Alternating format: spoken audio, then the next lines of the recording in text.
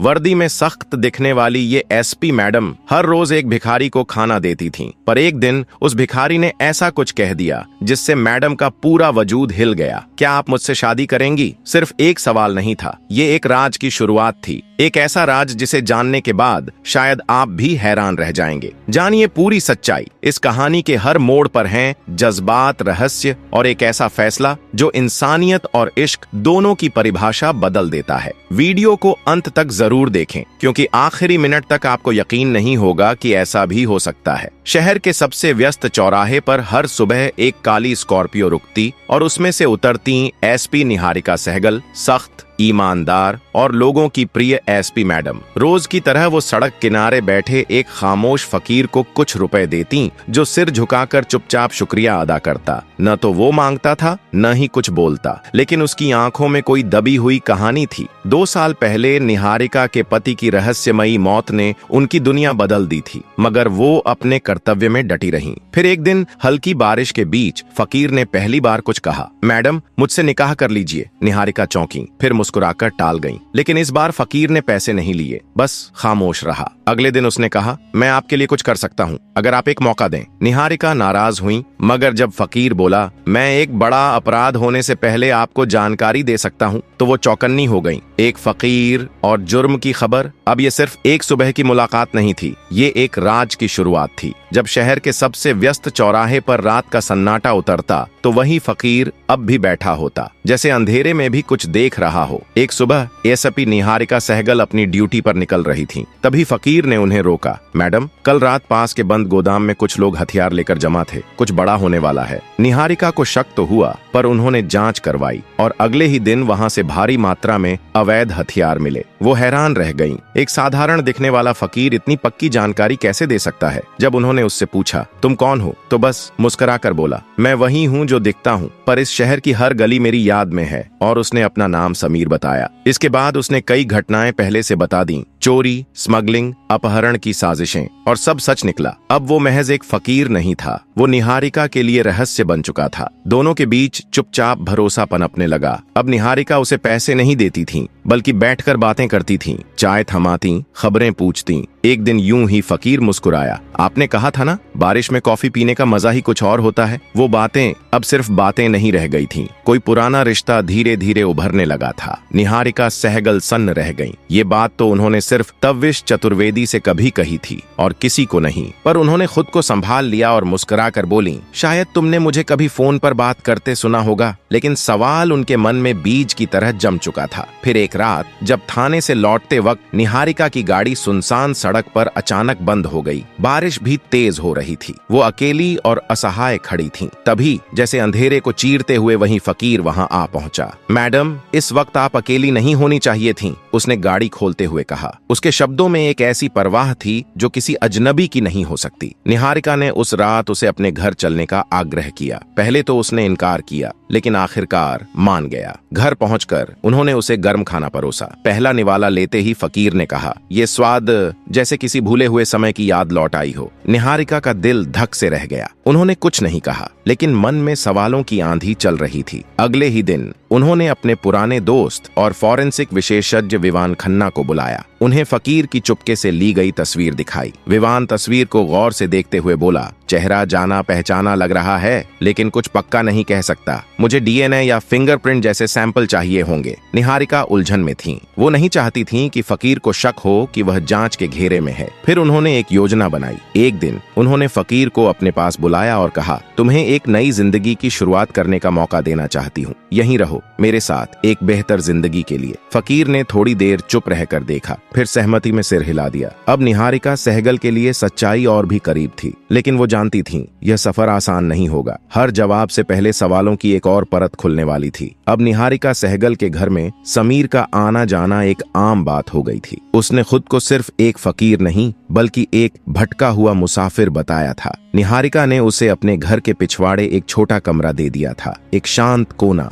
जहां कोई उसे सवालों की नजरों से न घूरे। शुरुआत में समीर ने बहुत मना किया, लेकिन निहारिका सहगल के जोर देने पर उसने सिर झुका लिया। पर उनके दिल में सिर्फ करुणा नहीं थी, जिज्ञासा भी थी। ये आदमी जो भीड़ में गुमनाम बैठा रहता है, कैसे शहर के सबसे गहरे राजों से वाकिफ है, और क्यों हर बार उसकी बातों में तविश चतुर्वेदी की एक झलक दिख जाती है? नहीं, निहारिका बार बार खुद को समझाती, वो सिर्फ एक याद है। तविश अब इस दुनिया में नहीं है। समीर अब उनके घर का हिस्सा था, लेकिन उसका दिन अब भी उसी पुराने अंदाज में बीतता। सुबह निकलता, सिग्नल के पास बैठता, राहगीरों से चंद सिक्के मांगता और शाम ढलते ही वापस लौट आता। एक दिन निहारिका ने उससे सीधा सवाल किया, अब जब तुम्हारे पास रहने को जगह है, खाने को खाना है, तो फिर भी तुम उसी चौराहे पर क्यों जाते हो? समीर बस मुस्कुराया और बोला, मैडम, वो सिग्नल ही मेरा सच है। मैं वहां जो हूँ वही हूँ। इसी बीच एक शाम निहारिका सहगल को थाने से तत्काल सूचना मिली। विवेक अग्रवाल नामक एक नामी व्यवसायी के गोदाम में भीषण आग लग गई थी। वही गोदाम जिसमें कुछ सप्ताह पहले समीर की सूचना पर हथियारों का जखीरा मिला था। निहारिका बिना देरी किए मौके पर पहुंची। गोदाम का आधा हिस्सा राख में बदल चुका था, लेकिन उस खाक के ढेर में जो मिला उसने उनके होश उड़ा दिए। जले हुए दस्तावेजों के बीच एक तस्वीर बच गई थी, एक युवक की, जिसका चेहरा हूबहू तविश चतुर्वेदी से मेल खाता था। तस्वीर के पीछे लिखा था, तविश चतुर्वेदी 2019 अग्रवाल एंटरप्राइजेज। निहारिका सहगल के हाथ कांपने लगे। उन्होंने तस्वीर को संभालकर बैग में रखा और लौट आई। उस रात नींद तो दूर, आंखें तक नहीं झपकी। क्या ये तविश की ही तस्वीर है? अगर वो जिंदा था तो कार एक्सीडेंट में किसकी लाश मिली थी? और विवेक अग्रवाल का इससे क्या ताल्लुक है? इन सवालों ने उन्हें चैन से बैठने नहीं दिया। अगले दिन निहारिका ने तय किया कि समीर से बात की जाएगी, लेकिन जब वह सिग्नल पहुंची, समीर वहां नहीं था। पूरा दिन वह इधर उधर भटकती रहीं। सिग्नल, मंदिर की सीढ़ियां, पुराने फुटपाथ, हर उस जगह जहां समीर कभी बैठा करता था, लेकिन वह जैसे गायब हो चुका था। शाम को थकी हुई जब निहारिका घर लौटी तो देखा कि समीर उनके दरवाजे पर बैठा था। उसका चेहरा थका हुआ था, कपड़े मैले, आंखों में कोई बोझ। तुम कहाँ थे? निहारिका ने पूछा। समीर ने नजरें झुका लीं। कुछ जरूरी काम था मैडम, आप परेशान मत हो। निहारिका उससे तस्वीर के बारे में पूछना चाहती थी, लेकिन ठहर गईं। बस एक साधारण सा सवाल किया, तुम विवेक अग्रवाल को जानते हो? समीर ने कुछ पल चुप रहकर उनकी आंखों में झांका, फिर जवाब दिया, इस शहर में ऐसा कोई नहीं जो उसे न जानता हो। बड़ा आदमी है। उसके जवाब में कुछ था, एक छुपी हुई कड़वाहट या शायद कोई डर, जिसने निहारिका को और बेचैन कर दिया। अगले कुछ दिनों में विवेक अग्रवाल के गोदाम में लगी आग की तहकीकात तेज कर दी गई। जांच में यह सामने आया कि आग महज एक दुर्घटना नहीं थी, किसी ने जानबूझकर गोदाम को जलाया था। गवाहों ने बयान दिया कि रात के अंधेरे में एक अजनबी शख्स को वहां देखा गया था। लंबा चोगा, सिर पर फटा हुआ साफा, बिल्कुल वैसा जैसा समीर पहनता है। अब शक गहराता जा रहा था। निहारिका सहगल को यह समझने में देर नहीं लगी कि समीर जो दिखता है वो है नहीं, और शायद कभी था जो वो होने का दावा करता है। निहारिका सहगल अब इस बात को नजरअंदाज नहीं कर सकती थीं कि समीर के इर्द गिर्द कुछ तो असामान्य है। उन्होंने अपने भरोसेमंद गुप्त अधिकारी वीर मल्होत्रा को आदेश दिया, हर मूवमेंट ट्रैक करो, वो आखिर रात को जाता कहाँ है। कुछ ही दिन में वीर ने रिपोर्ट दी, मैडम, हर रात वो एक पुराने खंडहर में जाता है। वहाँ कुछ अजनबी लोग उससे मिलते हैं, बातचीत होती है, लेकिन क्या, ये समझ नहीं आता। अब ये खेल और भी पेचीदा हो चला था। निहारिका ने बिना वक्त गंवाए खुद उस खंडहर का निरीक्षण किया। खंडहर में धूल, दीवारों पर टूटे निशान और फर्श पर बिखरे कुछ जले हुए कागज। उन्हीं में एक कोने से कुछ पुराने दस्तावेज मिले, अग्रवाल एंटरप्राइजेज की काली करतूतों का कच्चा चिट्ठा। लेकिन जो चीज सबसे ज्यादा चौंकाने वाली थी वो एक पुराना खत था, जिस पर लिखा था, तविश चतुर्वेदी, तुम्हें ये राज अपने साथ दफन करने होंगे। अगर अग्रवाल को पता चला तो वो तुम्हें कभी जिंदा नहीं छोड़ेगा। निहारिका सहगल की आंखें सन्न रह गईं। तविश, क्या वो जिंदा है? अब ये शक नहीं, एक डर बन गया था। निहारिका ने तय किया, अब विवेक अग्रवाल से सीधे बात होगी, लेकिन उससे पहले समीर की चुप्पी तोड़ना जरूरी था। उसी रात निहारिका ने समीर को बुलाया। उन्होंने एक तस्वीर सामने रखी। ये कौन है? उन्होंने पूछा। आवाज में सख्ती थी। समीर ने तस्वीर देखी। उसकी आंखों में एक हल्का कंपन आया, लेकिन चेहरा शांत रहा। कुछ जवाब वक्त देता है मैडम, लेकिन इतना कह सकता हूँ, मैं आपका दुश्मन नहीं हूँ। निहारिका का धैर्य जवाब दे गया। अगर तुमने अब भी सच नहीं बोला तो मैं तुम्हें गिरफ्तार करवा दूंगी। समीर बस मुस्कुरा दिया। अगर आप मुझे गिरफ्तार करती हैं तो वो हकीकत हमेशा के लिए दफन हो जाएगी जिसे आप जानना चाहती हैं। एक ठहराव के बाद समीर ने धीमे स्वर में कहा, अग्रवाल के दफ्तर के नीचे एक तहखाना है, वहीं वो सब छुपाता है, दस्तावेज, रिकॉर्ड, हर काला सच। निहारिका सहगल ने फौरन अपनी टीम को तैयार किया और रातों रात छापा मारा। तहखाने में वो सारे सबूत थे जिनकी उन्हें तलाश थी। छापे के बाद विवेक अग्रवाल गिरफ्तार कर लिया गया, लेकिन सब कुछ पाने के बाद भी निहारिका को चैन नहीं मिला। दिल अब भी बेचैन था, दिमाग सवालों से भरा। उन्होंने अपने करीबी फॉरेंसिक एक्सपर्ट विवान खन्ना को बुलाया और कहा, मुझे इस आदमी की पहचान चाहिए, जो भी टेस्ट करना पड़े करो। समीर का डीएनए नमूना लिया गया, लेकिन नतीजे में वक्त लगना तय था। कुछ ही दिन बाद निहारिका सहगल के मोबाइल पर एक अनजान नंबर से कॉल आया। दूसरी ओर एक भारी और चेतावनी भरी आवाज थी, मैडम एसपी, बहुत तेज हो गई हो, लेकिन सच जानने की कीमत होती है। समीर को छोड़ दो वरना अंजाम भुगतोगी। कॉल कट गया। अब निहारिका को साफ समझ में आ गया, समीर कोई मामूली भिखारी नहीं है, उसके पीछे कुछ बहुत गहरा और बड़ा छुपा है। पर अब पीछे हटने का सवाल ही नहीं था। हर दिन हर रात उनके मन में एक ही सवाल गूंजता, वो कौन है, उसकी आंखें, उसका लहजा, क्या वो वाकई तविश है? इसी बीच समीर की हरकतें पहले से भी ज्यादा रहस्यमयी हो गई थीं। दिन में चौराहे पर बैठता, रात को वापसी, लेकिन अब उसकी आंखों में कुछ बदल चुका था। एक गहरी शांति, जैसे किसी अनसुलझे सवाल का जवाब उसे मिल चुका हो। सच ये था, समीर वही था जिसे निहारिका सहगल ने 2 साल पहले एक कार हादसे में खो दिया था। समीर यानी तविश चतुर्वेदी। हादसा नहीं था बल्कि एक सुनियोजित हत्या जो नाकाम रही। अब निहारिका को एक और धमकी मिली, अगर समीर तुम्हारे घर में रहा तो अगला निशाना तुम हो सकती हो। लेकिन इस बार उन्होंने फोन पर ठंडी लेकिन दृढ़ आवाज में जवाब दिया, किसी और से डराया जा सकता है, मुझसे नहीं। कॉल जैसे ही खत्म हुई, निहारिका सहगल की आंखों में अलर्ट की लाल बत्ती जल उठी। बिना देर किए उन्होंने अपनी साइबर यूनिट को एक्टिवेट किया और उस अज्ञात कॉल को ट्रेस करने का आदेश दिया। कुछ ही देर में रिपोर्ट आई। कॉल की लोकेशन एक सुनसान गोदाम की थी जो विवेक अग्रवाल की कंपनी की संपत्ति के तौर पर रजिस्टर्ड था। यह जानकर निहारिका को यकीन हो गया कि विवेक के गिरफ्त में होने के बावजूद उसका नेटवर्क अभी भी सक्रिय है। और जो बात सबसे ज्यादा परेशान कर रही थी, क्या समीर भी इस खेल का हिस्सा है? उधर तविश चतुर्वेदी, जो अब समीर की पहचान में छुपा था, जानता था कि असली शिकार अभी जिंदा है। वह शख्स जिसने उसकी जिंदगी, नाम और रिश्ता सब छीन लिया, वो अब निहारिका सहगल को भी निशाना बना रहा था। चौराहे पर भिखारी की जिंदगी जीते हुए तविश ने जो जानकारियां इकट्ठी की थीं, उनसे साफ था कि विवेक अग्रवाल तो केवल एक प्यादा था, असली बाजी किसी और के हाथ में थी। एक ऐसा चेहरा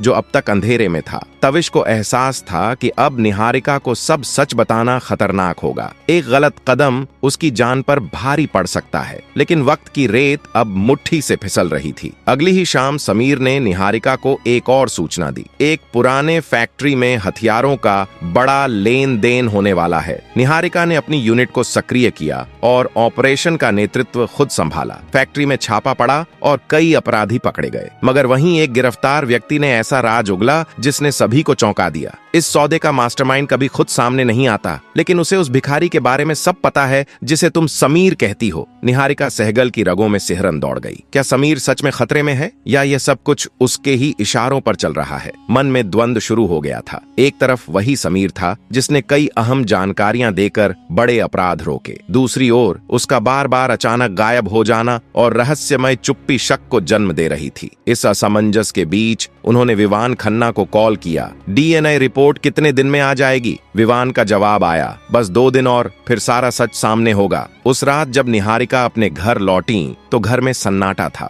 समीर नदारद था, सिर्फ एक छोटा सा कागज टेबल पर रखा था। मैडम, कुछ जरूरी काम है, जाना पड़ रहा है, मैं वापस जरूर आऊंगा। यह नोट किसी भारी तूफान से पहले की शांति जैसा लगा। निहारिका सहगल अब और इंतजार के मूड में नहीं थीं। उन्होंने तय किया कि अब वह खुद इस रहस्य का पीछा करेंगी। अपने भरोसेमंद इंस्पेक्टर वीर मल्होत्रा को बुलाकर उन्होंने सीधी बात कही, अब समीर के पीछे जाना है, छुप छुप कर नहीं, सामने से। वीर ने जानकारी दी कि समीर को आखिरी बार शहर के किनारे स्थित उसी पुराने फैक्ट्री के पास देखा गया है जहां हाल में छापा पड़ा था। निहारिका ने टीम तैयार की, लेकिन इस बार वह अकेले निकलने का निर्णय ले चुकी थी। उन्हें लग रहा था अब सवाल पूछने का नहीं, जवाब लेने का वक्त है। उन्होंने अपनी सर्विस रिवॉल्वर की गोलियां चेक की, मोबाइल का ट्रैकर ऑन किया और बिना किसी को बताए कार में बैठ गईं। कारखाने की ओर बढ़ती रात और उसके साथ बढ़ता सन्नाटा एक अजीब सी बेचैनी लेकर चल रहा था। हर मोड़ पर अंधेरा था और हवा में खतरे की गंध थी। उन्हें अंदाजा नहीं था कि यह रात उनकी जिंदगी की दिशा हमेशा के लिए बदल देगी। निहारिका सहगल धीरे धीरे पुराने कारखाने के पिछवाड़े से अंदर दाखिल हुई। हर कदम संभल कर रख रही थी, लेकिन जैसे ही भीतर पहुंची उसके कदम ठिठक गए। एक टूटी फूटी मेज के सामने समीर खड़ा था और उसके ठीक सामने खड़ा व्यक्ति कोई और नहीं बल्कि प्रियांश अग्रवाल था, विवेक अग्रवाल का छोटा भाई। जिस इंसान को सभी ने हमेशा नाकाबिल और कमजोर समझा था, वह इस वक्त एक ऐसे रूप में सामने खड़ा था जिसे देखकर कोई भी धोखा खा जाए। प्रियांश की आंखों में गुस्सा भरा हुआ था। तू कौन है? मेरे भाई को जेल भेजा, मेरी डील्स बिगाड़ दी और अब यहाँ क्यों आया है? बोल, तेरा असली चेहरा क्या है? समीर एक पल के लिए चुप रहा, फिर उसकी आवाज धीमे लेकिन सख्त लहजे में गूंजी। तुमने मुझे मिटाने की कोशिश की थी, लेकिन शायद तुम भूल गए कि मैं मरा नहीं था। मैं हूँ तविश चतुर्वेदी। छुपकर खड़ी निहारिका सहगल की सांसें रुक गईं। तविश चतुर्वेदी, वही नाम जो उसने 2 साल से अपने दिल में दफन कर रखा था। क्या यह वही है, उसका पति? उसकी आंखें भर आईं, लेकिन हाथों में पकड़ी रिवॉल्वर की पकड़ और कस गई। संभल कर वह सामने आई, रिवॉल्वर सीधी प्रियांश की ओर तानी। रुको वहीं प्रियांश, और तुम? समीर नहीं, अगर वाकई तविश हो तो अब सच छिपाने का वक्त नहीं है, सब बताओ। तविश ने धीरे से उसकी ओर देखा। उसके चेहरे पर थकावट थी, आंखों में अफसोस। मैं तुम्हें सब बताना चाहता था, लेकिन पहले सच जानना जरूरी था। मैं खुद भी नहीं जानता था कि दुश्मन कौन है। मुझे लगा शायद तुम भी शामिल हो। निहारिका की आंखों में झटका था, पर वह कुछ कहने से पहले कुछ समझना चाहती थी। तभी प्रियांश ने चुपके से जेब में हाथ डाला, लेकिन निहारिका की नजरें सतर्क थीं। उसने बिना झिझक गोली चलाई, निशाना सीधा प्रियांश की कलाई पर। बंदूक उसके हाथ से छिटक कर गिर गई। निहारिका ने रेडियो पर अपनी टीम को बुलाया और कुछ ही मिनटों में भीतर यूनिट दाखिल हो गई। प्रियांश अग्रवाल को हथकड़ियों में जकड़ा गया और वह गुस्से से चिल्लाता हुआ बाहर ले जाया गया। अब कारखाने में सिर्फ 2 लोग थे, निहारिका सहगल और तविश चतुर्वेदी। एक लंबा सन्नाटा उनके बीच पसरा रहा। फिर निहारिका ने कांपती आवाज में कहा, तुम जिंदा थे और फिर भी मुझे अंधेरे में रखा? तविश ने आगे बढ़कर कहा, मैं टूट चुका था निहारिका, मुझे लगा तुमने मुझे धोखा दिया, लेकिन अब जान चुका हूँ तुम ही वो वजह थी जिसकी खातिर मैं आज तक जिंदा हूँ। फिर उसने पूरी दास्तान सुनाई, कैसे प्रियांश ने जलन और लालच में उसकी कंपनी हथियाने के लिए जानलेवा चाल चली, कैसे उसने खुद को मरा हुआ दिखाया और कैसे भिखारी के भेस में उसने पूरे नेटवर्क की परतें खोलनी शुरू की। निहारिका की आंखों में आंसू बहने लगे, उसकी उंगलियों से रिवॉल्वर फिसल गई। वह आगे बढ़ी और तविश को गले लगा लिया। तुमने मुझे बहुत तकलीफ दी, लेकिन मैं फिर भी तुम्हें खोने से डरती हूँ। तविश चतुर्वेदी ने उसे मजबूती से थामा और कहा, अब मैं तुम्हें कभी अकेला नहीं छोड़ूंगा निहारिका। अगर आपको यह दिल को झकझोर देने वाली कहानी सच में छू गई हो तो वीडियो को लाइक जरूर करें, इसे शेयर कीजिए ताकि यह सच्चाई उन लोगों तक भी पहुंचे जो अब भी अंधेरे में हैं। और हाँ, चैनल को सब्सक्राइब करना न भूलें। आमीन या रब्बल आलमीन।